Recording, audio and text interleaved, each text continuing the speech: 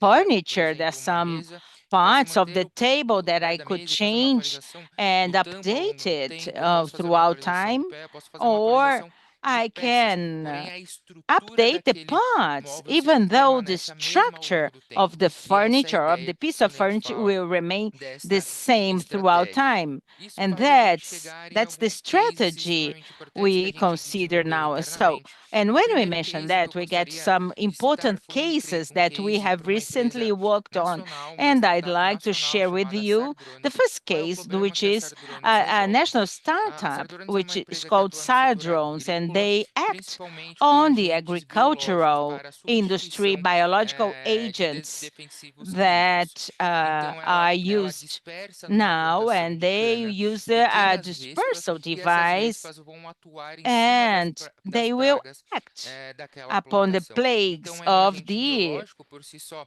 O serviço já the está plantation. totalmente So we alinhado have a this, the práticas service sustentáveis, is mas aligned with aqui eu gostaria de sustainable referenciar o practices. dispositivo utilizado And para a I'd like dispersão to desses make agentes a biológicos. note about Então, o the desenvolvimento feito com a device, gente the foi esse drone, development esse done was dispenser this que drone carrega and this essas vespas e device faz a that dispersão automática em cima dessa works plantação. in E todo dispersing o everything on the desenvolvimento do plantation. produto foi And the feito development of the internamente pelo Senai program São Paulo.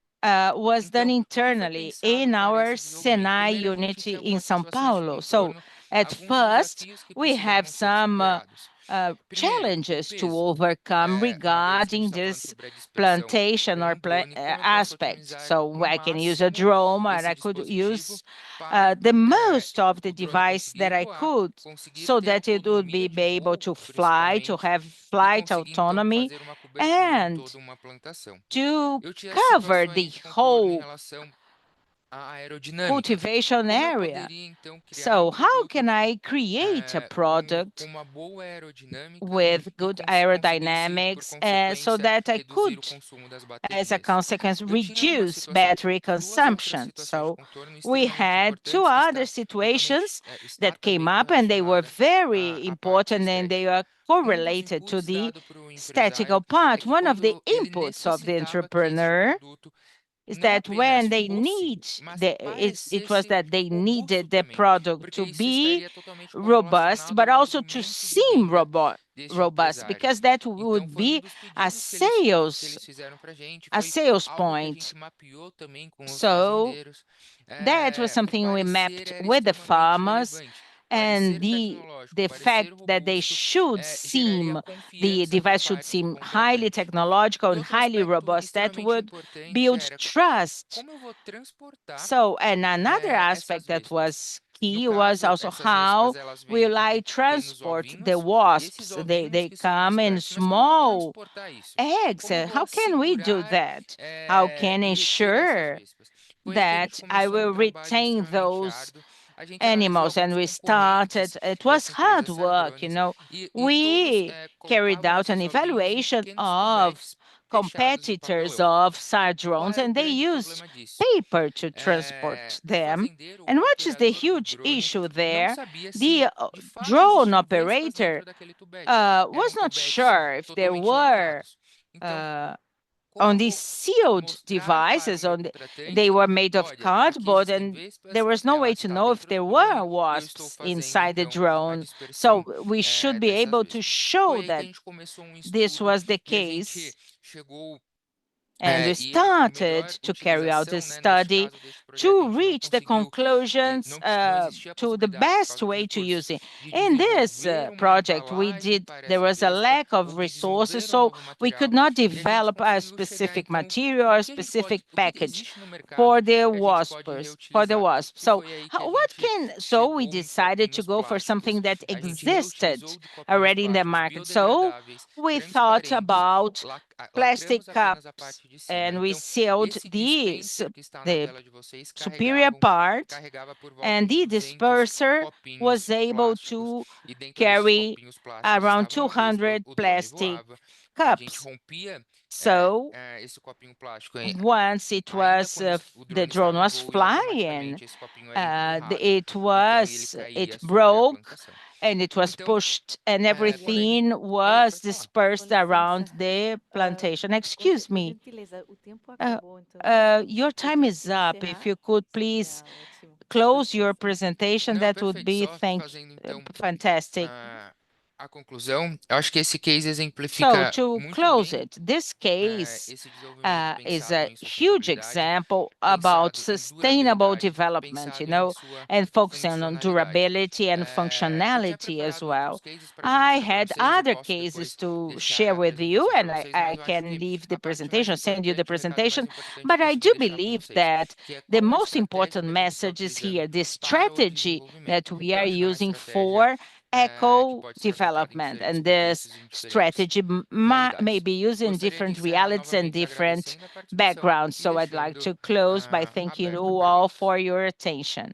And I'm open for Muito obrigada, questions. Guilherme. Pode deixar Thank que you, depois a gente Guilherme. vai compartilhar Afterwards, todas as we'll apresentações share the com todos. presentations We now with proceed our with the second audience. presentation of this panel on the new European Bauhaus initiative given by Päivi Takikallio.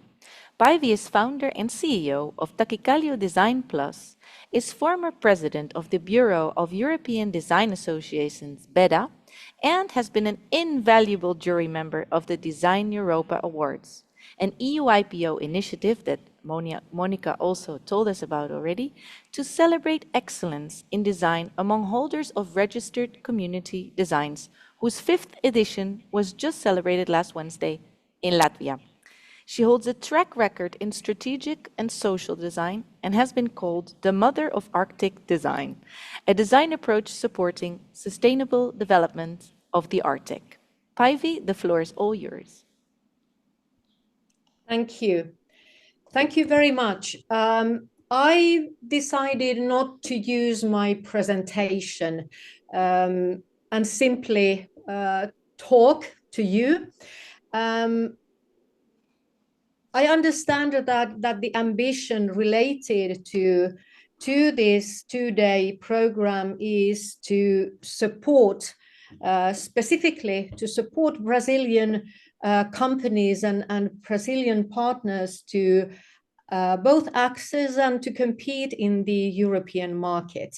We've heard a lot of great presentations so far, and what I would like to add to these presentations is an approach which is related not to legislation, not to IPR directly, not to business models. And I also thank the previous presenter for introducing the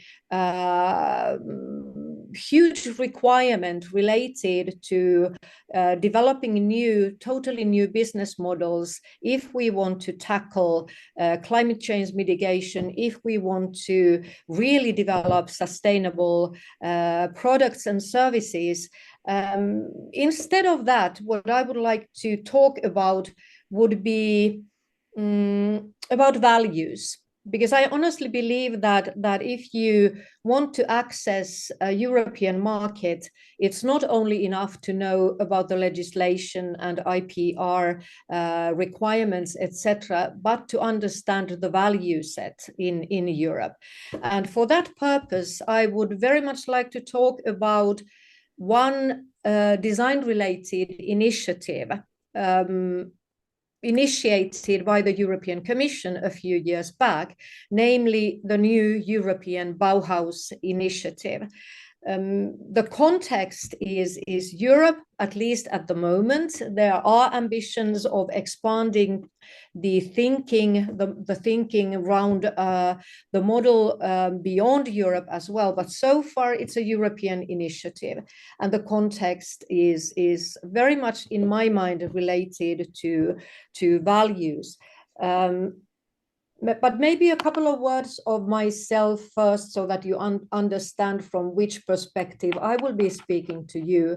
I have been collaborating with the EU IPO, especially in the context of Design Europa Awards, since 4 years. And thank you, Monica, for talking about the Design Europa Awards and the recent awards ceremony in Riga, Latvia already.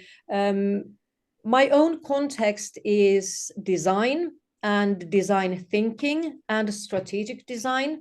I've been running my own business in Finland, 11,500 kilometers from Sao Paulo, so very much in the north of Europe.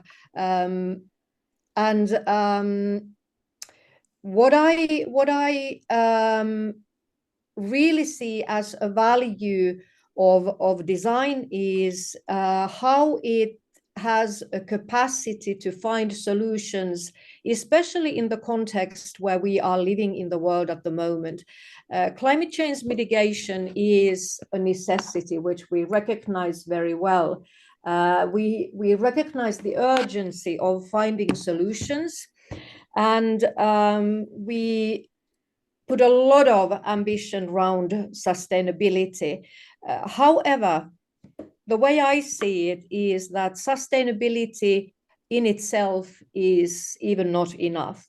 And the new European Bauhaus initiative by the European Commission that was taken up a few years ago is actually a sign of this.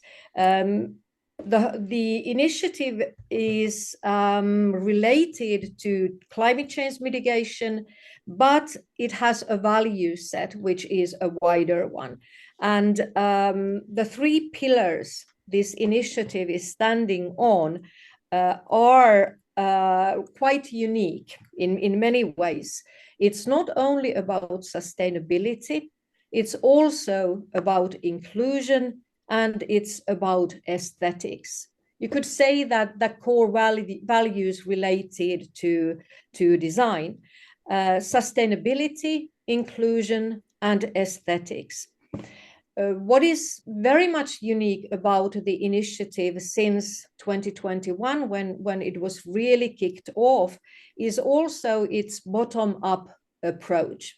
I'm sure that you are aware that a lot of the initiatives that have been taken up by the European Commission and are European-wide have been initiatives where the Commission has already defined the ambitions, defined the objectives, and then provided the tools to come up with the best possible outcomes. With New European Bauhaus initiative, it's a very different approach. It was the very first time when the European Commission decided to use a design process to come up with the initiative. And what this meant was a huge co-design process where all organizations, all companies, all NGOs, even all individuals in Europe were asked for ideas on what the new European Bauhaus initiative should be like. What would be the thoughts of even ordinary citizens on how we in Europe could find ways to find solutions to climate change mitigation.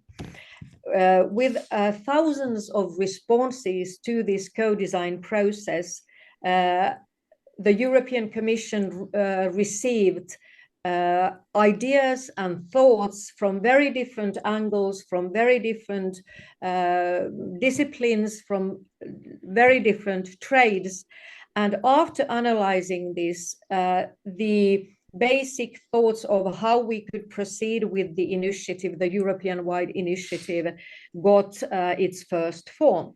What is critical from a design point of view, though, is that it was also perhaps the very first time the European Commission really put an emphasis on creative industries and specifically design, art, and architecture.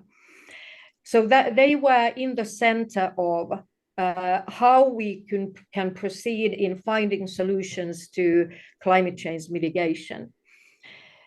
This became collaboration between not only design, art, and architecture, but also between all other disciplines, scientific disciplines, and many other disciplines. And how this was done, it was also through a very unusual, unique process within the European Commission. It was not placed within the existing structure of directorates, but a unique team of experts was put together, and this is how the work got started. With the thousands of ideas and thoughts of what the new European Bauhaus initiative could look like, a very wide process of analyzing the outcomes was made, and a few themes that have been the core of the initiative until today was come up with. First one of them was reconnecting with nature. Another was regaining a sense of belonging. And the third one was prioritizing the places and people that need it the most. And a fourth one, shaping a circular industrial system and supporting lifestyle cycle thinking. So reconnecting with nature, which is, of course, obviously one of the perhaps most demanding ones as well. We have been benefiting from nature for quite a long time, and how we can reconnect with nature, how can we renew the processes where nature is an active partner, is in the focus. Regaining a sense of belonging is not that much related to the environmental impact or the environmental aspect of sustainability, but more related to the inclusive part, where the involvement of citizens is in the focus, prioritizing the places and people that need it the most is very much about inclusion as well. Understanding the very primary prerequisite in our European value set, that we really want to develop systems and models and solutions where all target groups are taken into account, where participation of all target groups is taken into consideration.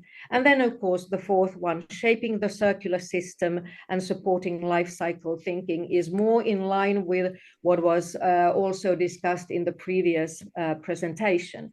So these have been the focus points of how New European Bauhaus has been run during the past 3-4 years.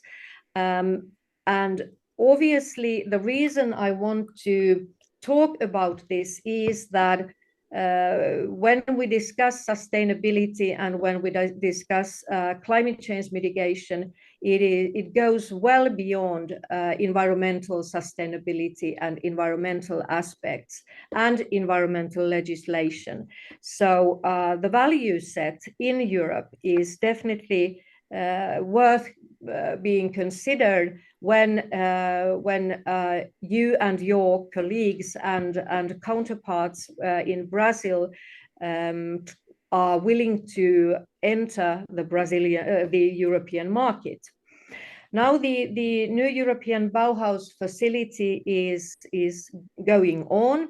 It will go on at least for the next 2-3 years. The new European Bauhaus facility will be a funding structure relating to this initiative as well. And I believe that it might be of interest to you in Brazil as well. On IPR, IPR certainly is critical for long-standing competitive solutions, but it also extends well beyond products.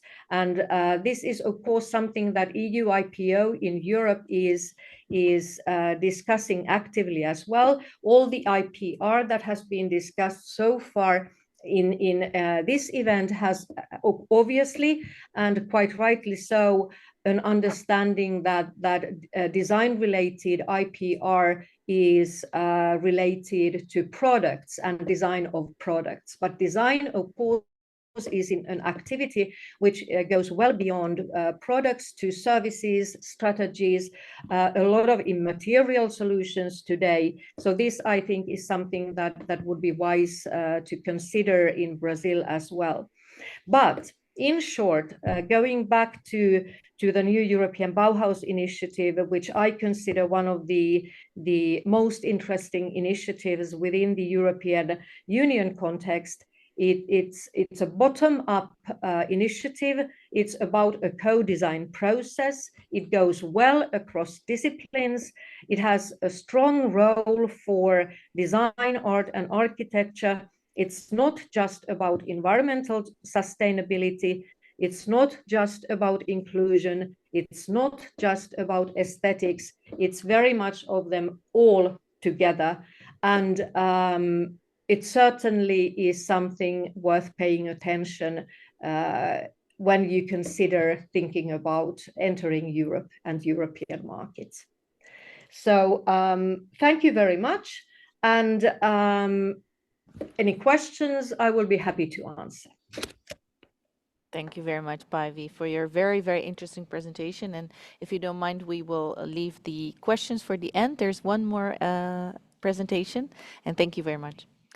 So we now proceed with the third and last presentation of this panel session and of today's event, which will showcase a sustainable design as well as the role that design protection has played in the evolution of this brand. The presentation will be given by Marko Vrtovec, founder and CEO of Remigo Electric Outboards, a startup company based in Ljubljana, Slovenia, dedicated to marine innovation and sustainable principles. For their design Remigo One, a sustainably designed lightweight electric outboard motor, they won last year's Design Europa Awards in the Small and Emerging Companies category, as well as the 2023 Green Product Award. Initially, Marko would be joined by Aida Bertok, head of design at Remigo, during today's presentation, but unfortunately she won't be able to join us today. Nonetheless, we would like to take this opportunity to congratulate Aida on designing such an award-winning design as Remigo One, and we hope to be able to collaborate with her in the future. But now, without further ado, we proceed with introducing the last speaker of today. Marko Vrtovec is an enthusiastic sailor, industrial psychologist, and electrical engineer with a career in newspapers and digital media. He is founding partner in 2 media startups, as well as a leadership coach, and of course, the CEO of Remigo. So Marko, the floor is all yours. Hola, Brazil. Hello, everybody. It is a great pleasure to be here and to be able to present our case. Unfortunately, Aida got ill. At night, she probably gets some flu or something, so she's not able to tell her part. So I will do this for both. Let me share the screen. Or will the organization share it? If you could share it, that would be great, okay, because you can control it yourself. Okay. Yeah. We see it. Yeah. Well, we did use the sustainable design process, but we're not aware at this time that we do. But from the distance, yeah, it's obvious we were using it. So first question is why to go electric in the first place? Well, it's quite obvious on the road. So very similar trends are happening in the marine environment as well. The obvious advantages are no emissions, silent operation, no pollution of the sea, better efficiency, as electric propulsion tends to have better efficiency than combustion motors, and of course less maintenance. but we shall not forget that also many cities and locations around the world are prohibiting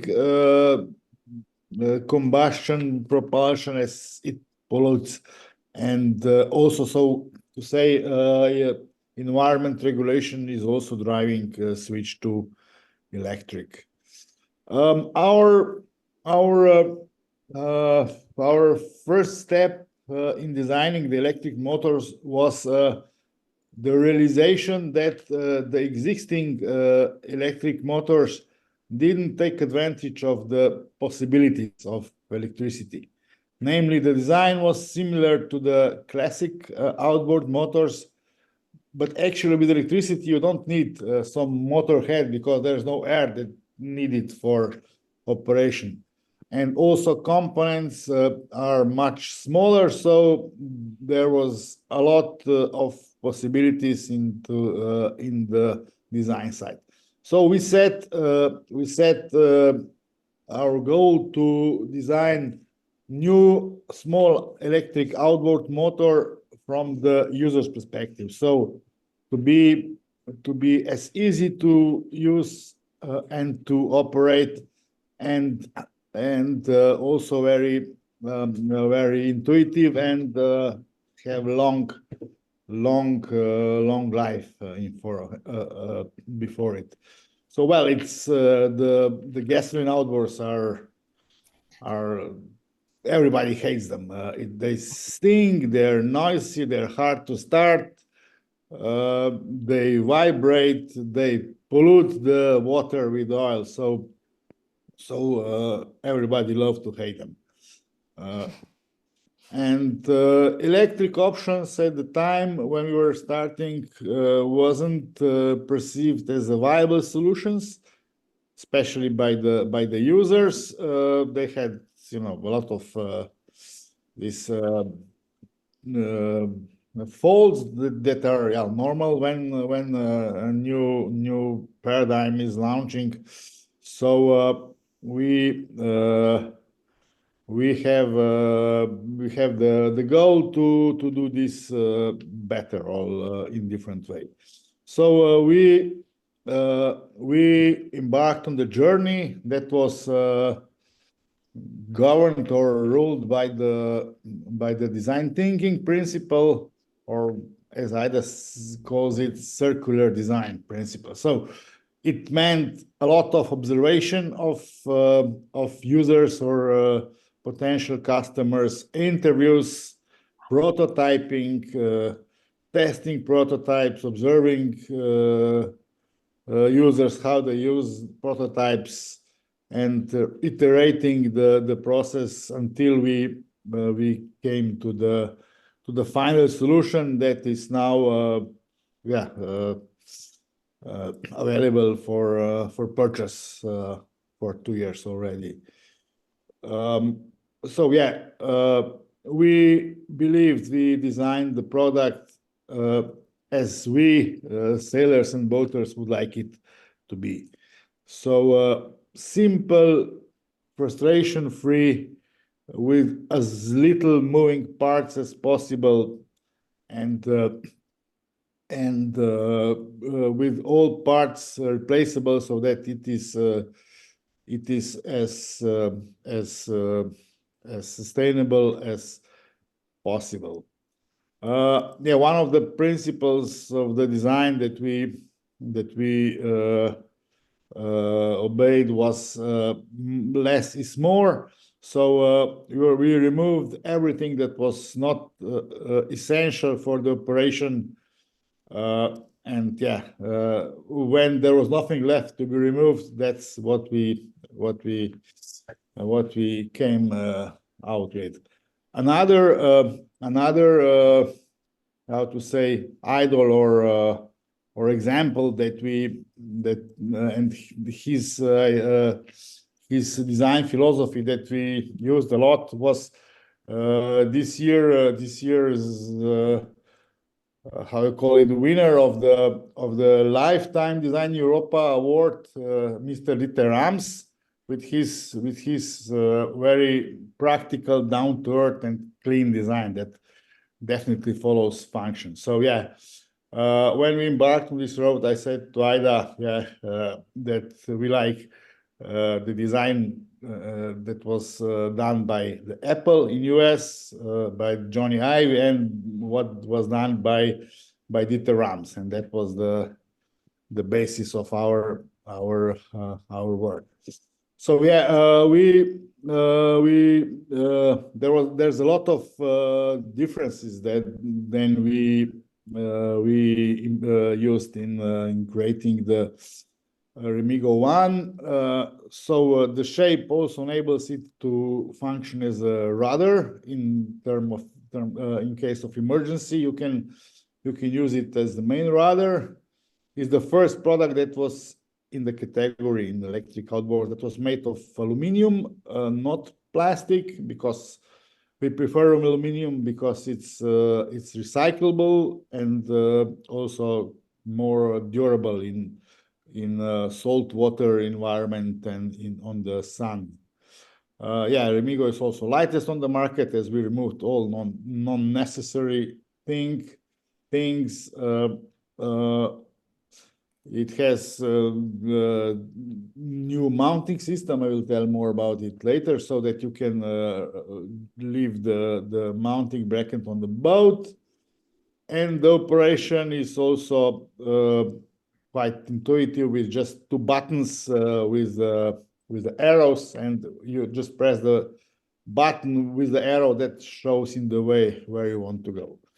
So the goal was that, without any user instructions or any manual, anybody should be able to guess how to operate it in a second. And yeah, as the feedback tells us, we were successful with it. So yeah, to go through this sustainable design principle, Remigo One, of course, is very versatile. It can be used in many different vessels, fits all types of waters. Its height is adjustable, so it fits on small and bigger vessel, and the power was optimized for thrust, not for speed. Which means you cannot go very fast with it, but it can push quite heavy object, because we believe there's a certain speed that's needed, but more speed on the water is not really sustainable. As I mentioned, one size fits all. So Remigo One can be moved in different heights for different type of boats, and also used on many older boats which don't have the bracket to mount normal outboard engines. One more advantage is that it's very robust, so it's ideal for charter and rental business, because not much can be broken off. So yeah, the charter operators love it as well. Yeah, it was also built to last, so you used premium quality materials. All the vital components are safely enclosed in this watertight housing. Almost zero maintenance and long product lifespan, as it is built modular, and all components can be easily replaced. Yeah, I'm a bit in front of the presentation, but yeah, that's the goal is that you don't need to buy new product, but you can repair this one and use it for years. So one of the goals was also to make the last outboard boater would need to buy. So No, we aspire to cut this need to buy new product every 2-3 years or whatever. So we believe this is the most important sustainable aspect. And of course, also in terms of charging, we were trying to be as green as possible. So we are offering solar panels and also hydro generation, which is a bit tougher project, but we are working on it as well. As I mentioned, life cycle extension enables the motor to run for years and years. Another important thing is that beautiful design brings out emotions in our customers and encourages user to take better care of the product and to want to keep it for a longer time. Same goes with the packaging. Here, for now, we still use PE foam, which is not the best of the recyclable materials. So we are aspiring to switch to the pulp mold packaging, but the tools for it are quite expensive, so we'll have to wait a bit more before we'll be able to do this switch. But it will be very beneficial for environment as well. Also, the bag to carry and the other accessories are also made with sustainability in mind. So for the bag, we were thinking about what kind of material to use, and then we came across tarp. Tarp is the material used for trucks and different this advertising, the huge advertising signs.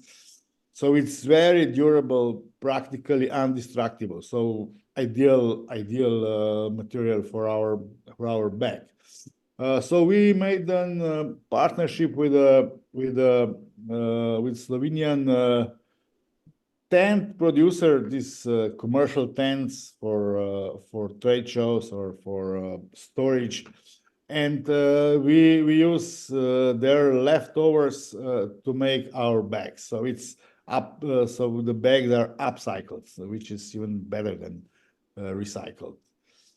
And we are thinking same way for all the accessories that we are making. Well, this was the part on the design, and now now I'll talk more about the founder or manager's view on IP and sustainability and why it is important. Well, there's 2 points of view why sustainability is important. One is personal ethics. Of course, I think that almost any entrepreneur or manager wants to be ethical. Nobody wants to do harm to environment. So that's one important thing. And for myself, I can say that if I would have to do or to develop a project that would be very harmful to environment, I wouldn't do it, because I wouldn't be able to sleep good at night. The other important moment are the market drivers, and this goes especially for the upmarket segments, because upmarket segments tend to be more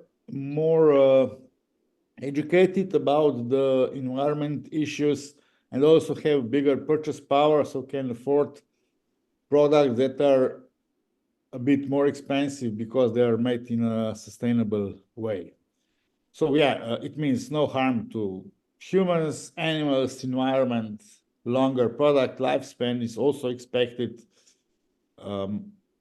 And we as consumers like that our purchases don't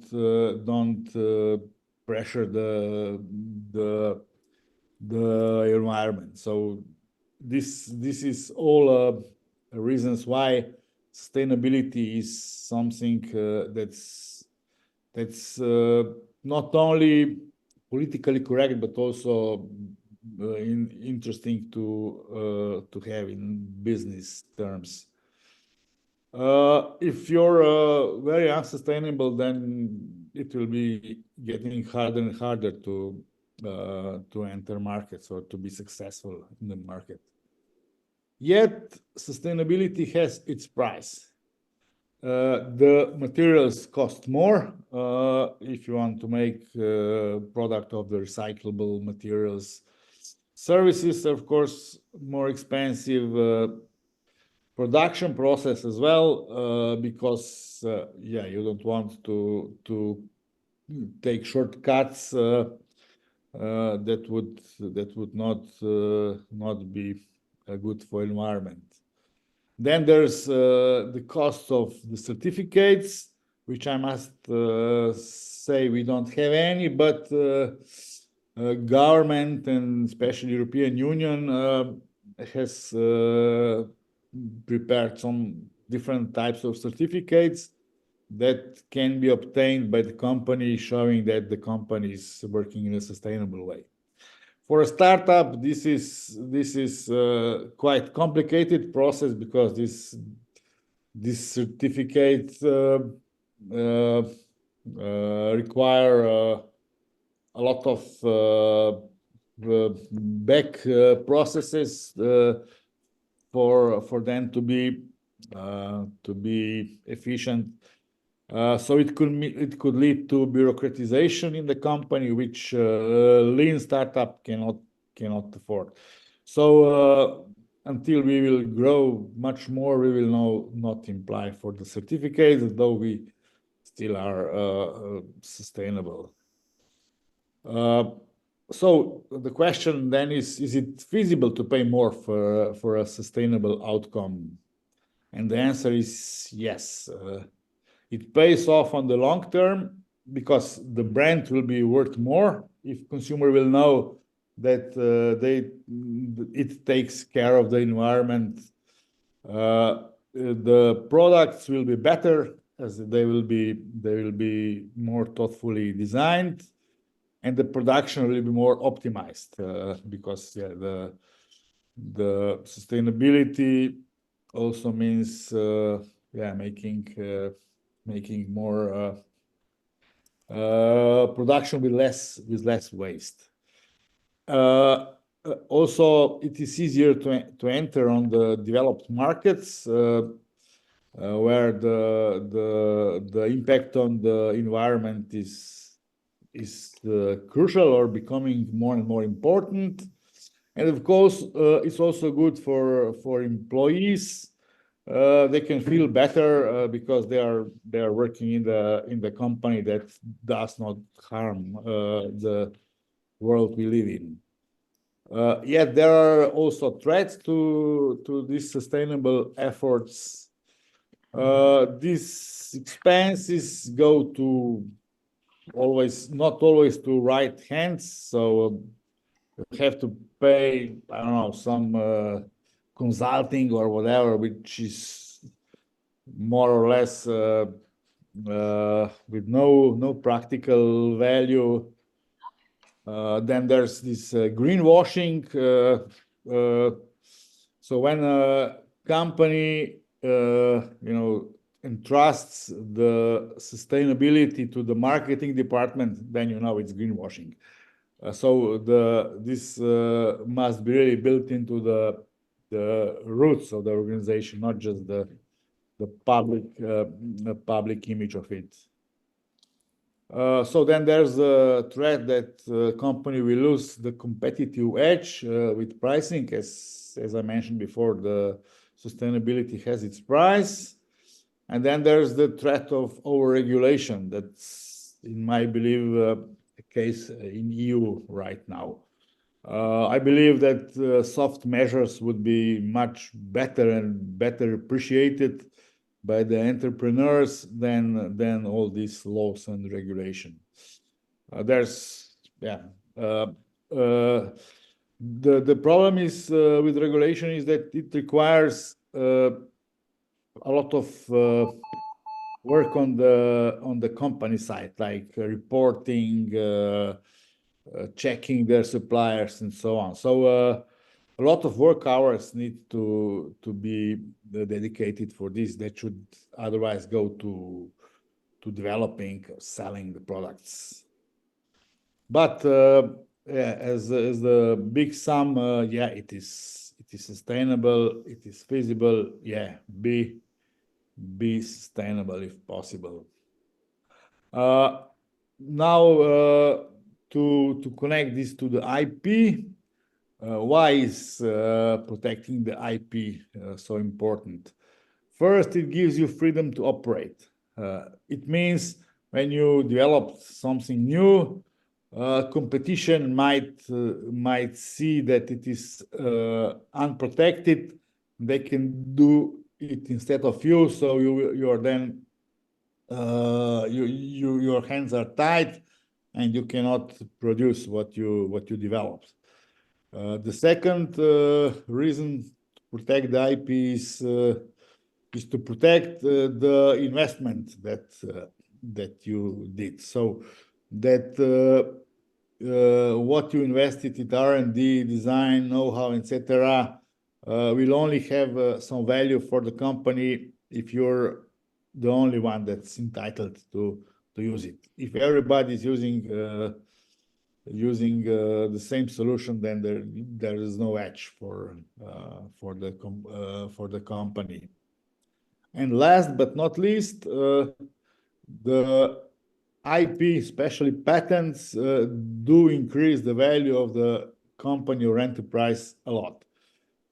As all startups are aspiring to be bought one day by one of the big players or some hedge funds or whatever, they value IP very much. So this is one of the first question that you get asked. First is, of course, what's your turnover, and then is what's your IP? How much is it worth? So all three things are extremely important.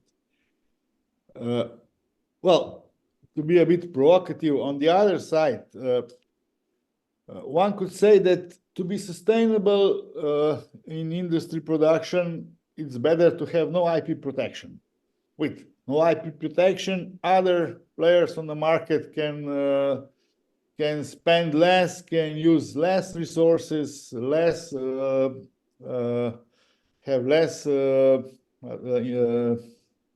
pressure on the environment when they just need to copy already developed product. In one hand, this is true, but it also brings many problems. For example, customers can get confused by buying an inferior product. If a company has a strong emphasis on the R&D, this can bring it out of business, as copycats can, of course, be cheaper with no R&D costs. On a broader scale, the innovation potential of the society can be crippled this way if nobody cares about developing new things, because he knew that can be taken away anyway. So with no innovation, of course, there's also no increase in sustainability. So IP is important even in a sustainability situation. I have to mention that IP protection is just the beginning. Of course, for the startup, even to pay for the fees for the IP protection is challenging. But the real costs emerge when there's somebody breaching your IP. So we knew with our revolutionary design that copies will follow sooner or later. So yeah, there's 2 of them already on the market, and yeah, we are taking legal action against them, but it is extremely expensive. It's like 10 to 15 times more than is just fees for the IP protection. One of these copycats is you can see that they just copied the solution but didn't think about sustainable principles. So you can see copy of our product but made in unsustainable way. So thankfully, also the market has recognized it, and they're not extremely successful. Marco, Oh, I'm sorry. yeah. I'm afraid we've reached a bit the end of the time. Yeah. Okay. Could you wrap up? Thank you. Yeah, I'm finished already. So yeah, we did protect some elements, but left some unprotected, with the goal that they would become industry standard, so that more companies can use the same solution and make the market more sustainable even this way. So well, thank you very much for your attention. I hope there was something interesting for you, and please ask some questions. Thank you very much, Marco. Indeed, very interesting. And I've seen some questions coming into the chat. So we will now open the floor for questions for all the presentations of this panel that we've had. So please, Mariano, could you coordinate the Q&A session, please? Yes. In fact, I have a proposal to make, since we are a bit behind time, and we still have a conclusion panel. So I propose integrating a bit the two, because there have been so many interesting concepts that have been brought up in this last panel that actually bring together many aspects of design, the business, the protection, the strategy, and if we go a little deeper inside, what IPR protection means. So if you agree, Martís and Monica, who is still there, we can, and the other panelists, we can kind of integrate the questions and this conclusion panel that we had programmed. Everybody agrees? Yes.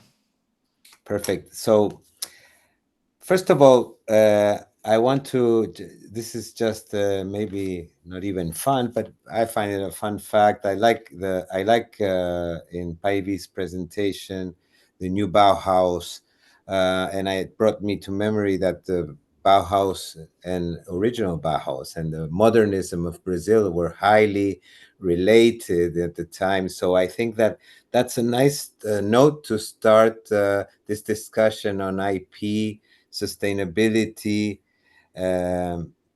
design, and the relation to nature and other sustainability aspects, I think, that are important. I noted some things along the way, some words. One was, of course, aesthetics. Another was function, which I think that in the designer's mind are not completely separated, as we, at least in design schools, sometimes in IP law, they are quite separated. So the first question is double, and it's for the panel of the designers. In your work, do you separate aesthetics from function? How does it work? I think this is an interesting aspect, because then we can pass to the aspect on how to separate in the terms of the legal protection required, how to proceed for the protection. Was it clear, perhaps? Marco and Päivi? Guilherme. If I may start, is that okay to everyone That's else? fine. I also thought about this sort of the difference or similarity between aesthetics and functionality regarding Marco, the last presentation, and how you reacted to this as well, and the other presenters obviously too. Personally, I represent a Nordic, a Scandinavian approach to design. And in the Nordic approach to design, aesthetics and functionality are very much intertwined.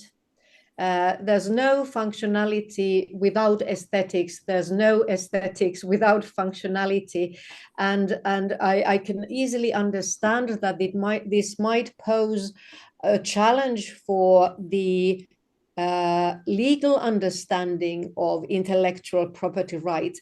But for me, they are so closely intertwined that they are inseparable. I'm very much interested in hearing other opinions on this, but I also want to refer back to what I was saying about the value systems. I'm very conscious that this understanding of aesthetics and functionality being part of the holistic understanding of what design is about is also based on values, and especially the Nordic value system. But as said, very interested in hearing others as well and other thoughts. Thank you, Päivi. Thank you very much. Marco, what is your, and Guilherme, your thoughts on this? This, I think, central topic. Yeah. Claro, claro. Eu concordo plenamente. Eu acho que I totally agree. I think that aesthetics and functionality, they are not independent from each other. So our conception really sees those two terms as inseparable. And that's the approach we follow in our development center. So we don't want to have designers work in aesthetics and engineers on feasibility. We, since moment one, once we conceive the project or the idea, we do have the participation of both teams at the same time. I do have experts in visual arts, and they take part in the feasibility steps of the project. And that makes this conception so different. So when we can put together different technical views and the aesthetic view, and innovation lives, is an intrinsic part of this process. We cannot separate function from the aesthetics. So it must be agreeable to the eye, the project, and it must be extremely functional, because those two things add value to us. Those two concepts are very much aligned. Muito obrigado, Guilherme. Marco, would you like to chip in? Yes, just to add that I, as a non-designer, completely agree with Päivi. If product is not functional, then it can be beautiful as well. I would go a step further, adding that it's already happening. It will be even more important in the future that product will not be beautiful if it will not be sustainable, because you can see which products are sustainable, which are not. And I believe that the culture will continue to change in the way that we will perceive the unsustainable products as not beautiful as well. That's a very interesting concept as well. Huh? We are getting into the aesthetics of sustainability, which I think dives very deep into our maybe emerging cultural values as well. Huh? This is so important. Now, because these two aspects, when you go down to, let's say, start knocking on the doors of our offices, perhaps the two aspects are protected in different departments or in different offices. So I also ask maybe Monica to chip in about whether I could protect, for instance, the functionality of Marco's boats, certain aspects, and how the office would go about this, let's say in a nullity procedure, because I know that in the right away you would not get it in the registration procedure because this is not examined. Yes, exactly. Actually, it's what we were saying. Now it would have to be Marco to detect that someone is trying to make use of your innovation and to file for an invalidity procedure, definitely. So every evidence is and the information of the disclosure. In my personal opinion, being awarded with the prize gives you more visibility, and it would be easier in that case, no, to demonstrate that you've made it. It was your invention, and you actually got not. I think, if I'm not mistaken, from checking your website, not only our award, let's say, from the EUIPO, but you also got from other places. So definitely the evidence is very important of when it was disclosed and providing all the relevant information, Mariano, in that case. Thank you very much. And also, just to add, the functional aspects of the design would probably more protected through a patent. I think this is what also Carlos Mauricio commented in Brazil. How does it work in Brazil? Is there this separation of in the terms of protection of the aesthetic aspects and functionality? Carlos, you can unmute Yes, your... Mariano. It's exactly like that. As you said, functional aspects we protect by through patents, and the aesthetics aspects through designs.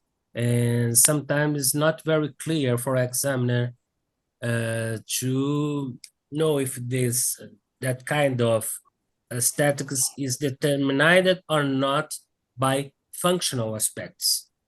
As a screw, for example, there's no aesthetics in the screw. It's only functional.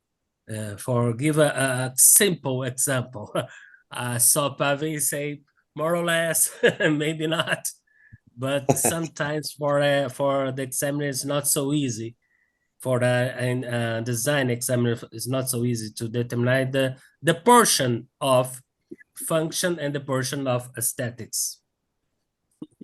But if I may add to your intervention, very valid actually, is that's why it's so important for the well, in trademarks it was the opponent, in this case the person filing for invalidity action, to provide really the office with the whole information, explaining everything.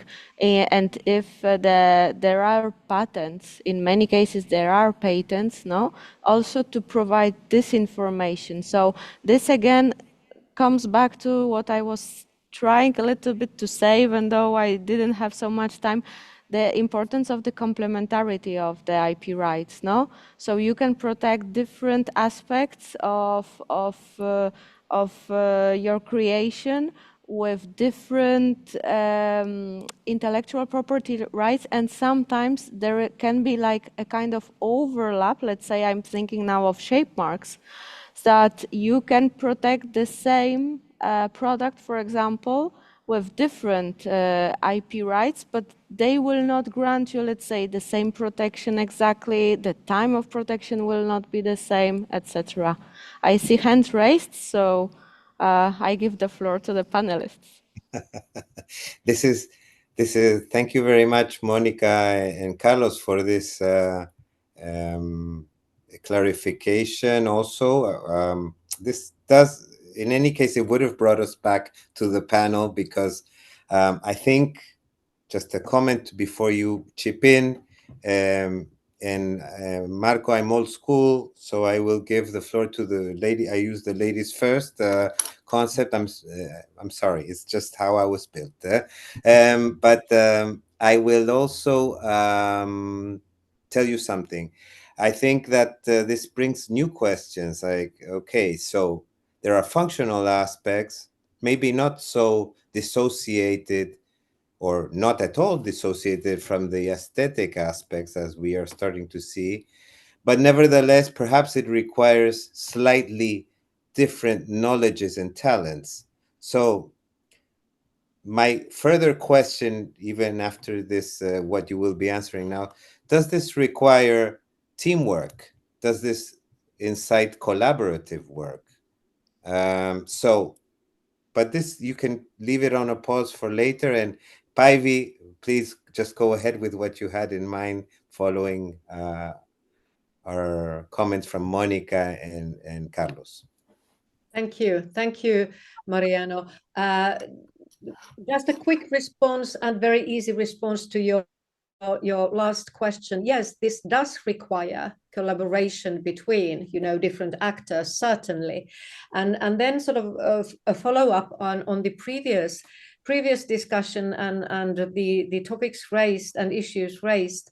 The way I see it is that it all very much of it again goes back to the value systems, because if we think about the global economic system and the role of IPR and the role of design in the economics, we definitely need to understand different value systems. European value system is different from South American, the Asian, etc. And for all individual companies and all individual designers, it's important to recognize the differences, to be able to act accordingly and in a sort of a sensible manner.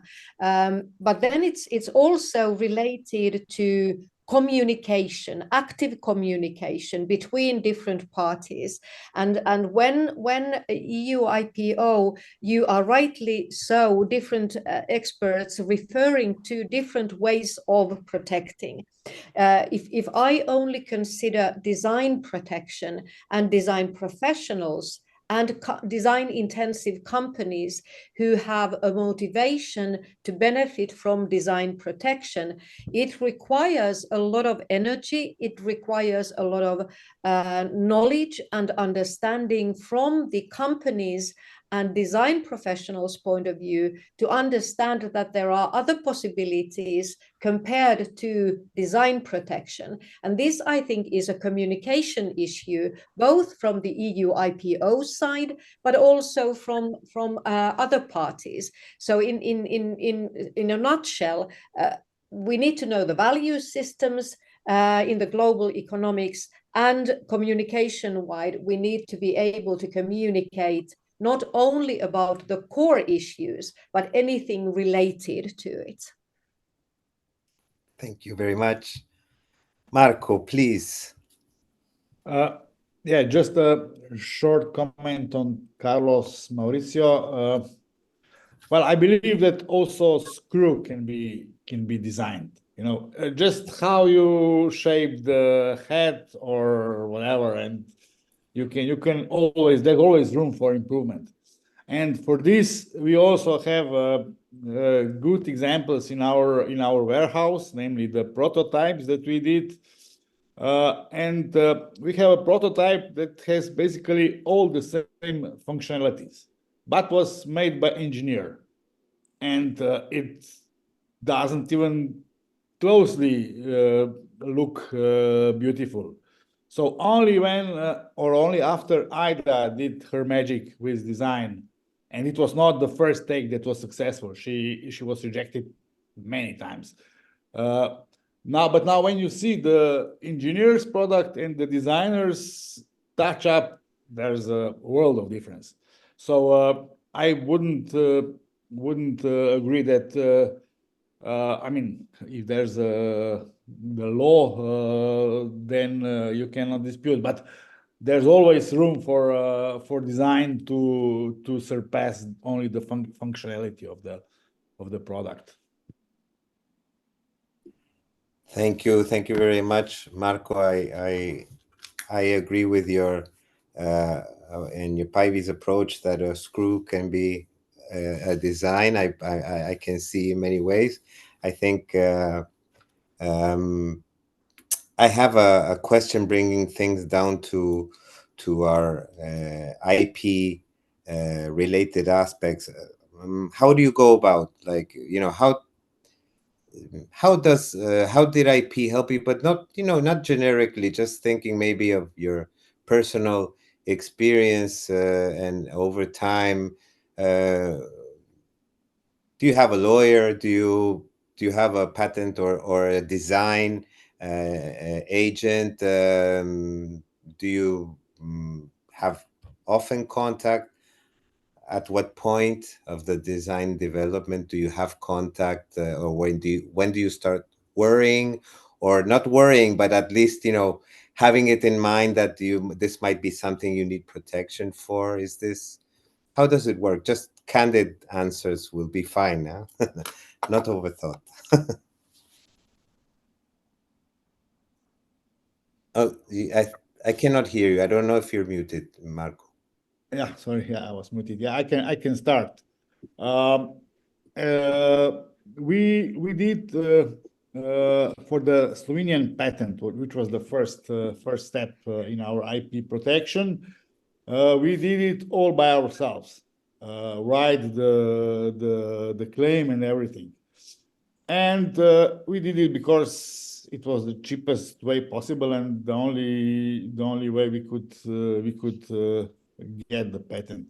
But it was a mistake, I can tell, because then you don't have all the experience and knowledge then that some IP professional or patent attorney has.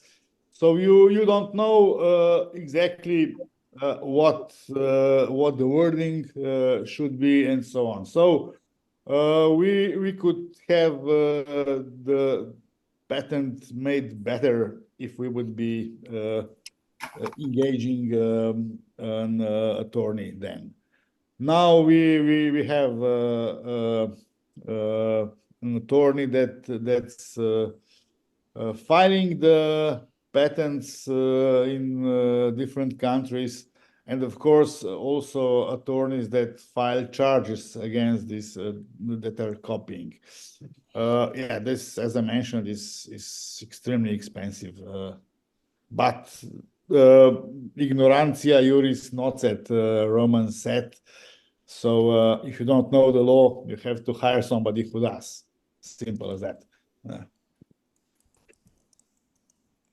Indeed, that's not an excuse. Unfortunately, ignorance of IP will not excuse you from an infringement suit or whatever. Paivi, do you have any thoughts on this? Do you have any manner by which you proceed, or any thoughts on designers that belong to your association or group, or that you are related with, on how they proceed?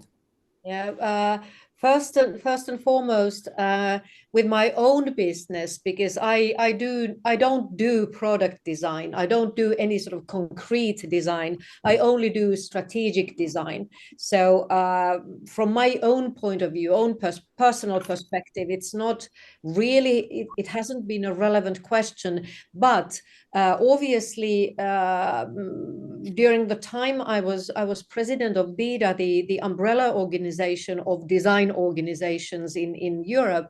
The member organizations, many of them have their own IPR lawyers serving their members, and quite rightly so.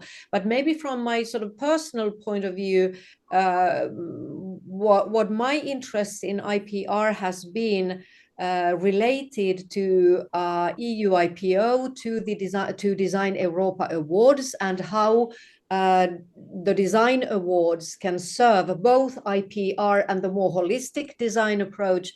And further, there's an interest I'm very much involved in, which is also trying to see from the strategic point of view how EU IPO as an umbrella organization within Europe in IPR and design protection related issues can improve the understanding of what design protection could mean, how it could be expanded and further developed. So that would be my response.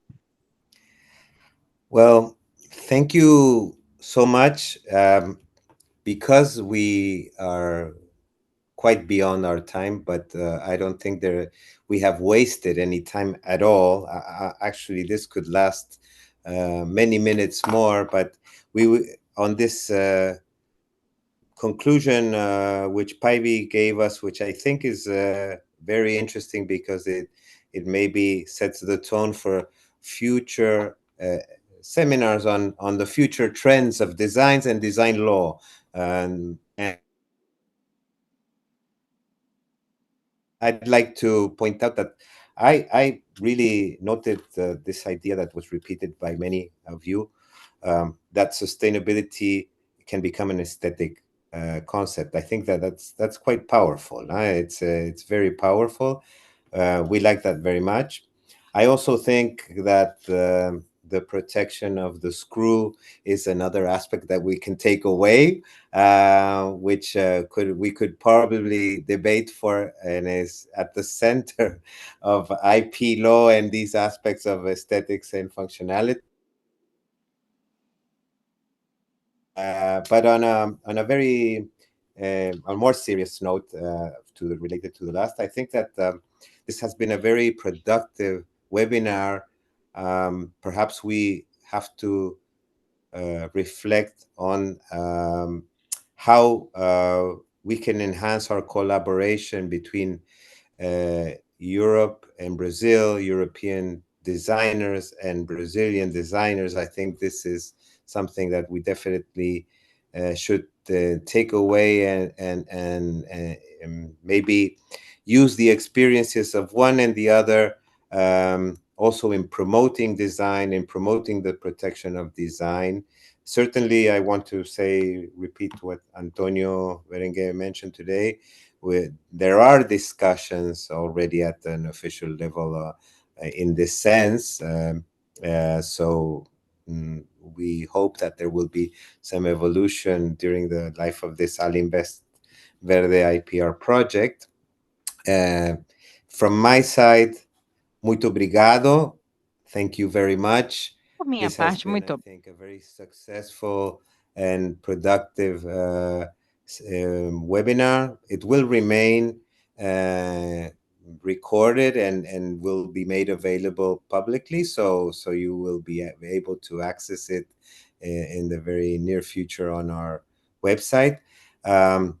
Muito obrigado a todos os participantes brasileiros. Muito I'd obrigado like to a thank Fiesp, every ao Brazilian INPI participant, and I'd like por a to thank also participação Fiesp e organização aqui. and INPI for their Guilherme, muito participation, obrigado their por cooperation. Guilherme, apresentação muito, thank you muito very much for interessante such an também. interesting Vou presentation ceder brought to a us palavra today. a Martins I will para pass the fechar este floor to seminário, Martine so that she can mas no nome close the do seminar, MIPO but e on da behalf Verde of IPR, UIPO obrigado por and estar conosco all aqui. Bom AO weekend. Invest, I'd like to thank Thank you you very and much, wish you a Mariana. nice weekend. And indeed, I think the best was saved for last.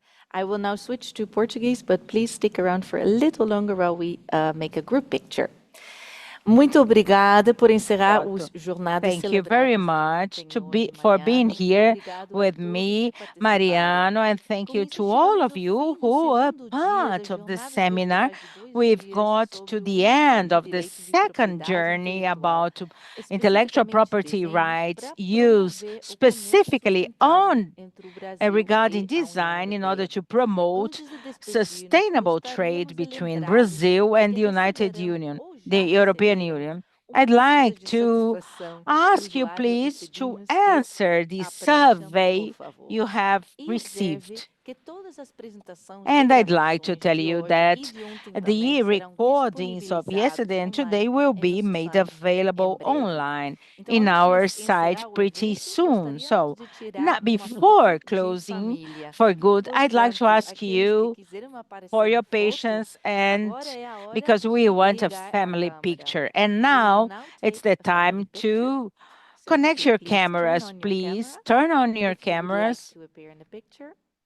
Conference technicians, could you be so kind to take a family picture, please? Let's wait for a little bit. Yes, thumbs up. Good.